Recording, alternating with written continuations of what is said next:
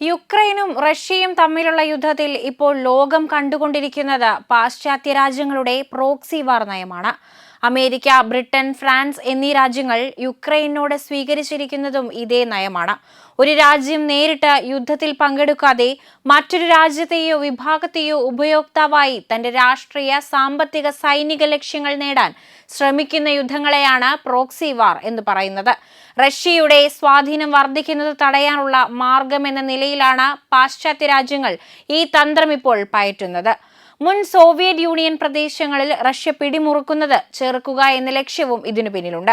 യുക്രൈനെ സൈനികമായും രാഷ്ട്രീയമായും ശക്തിപ്പെടുത്തി റഷ്യയുടെ മുന്നേറ്റങ്ങളെ തടയാനാണ് പാശ്ചാത്യ രാജ്യങ്ങൾ ലക്ഷ്യമിടുന്നത്. എന്നാൽ പാശ്ചാത്യ ഉപരോധങ്ങൾ കൊണ്ടൊന്നും റഷ്യയെ അട്ടിമറിക്കാൻ സാധിക്കില്ലെന്ന് മാത്രമല്ല, ഇറാൻ, ചൈന, ഉത്തര കൊറിയ പോലുള്ള പ്രബല ശക്തിയുള്ള രാജ്യങ്ങളുമായുള്ള റഷ്യയുടെ ബന്ധം അതിശക്തവുമാണ്.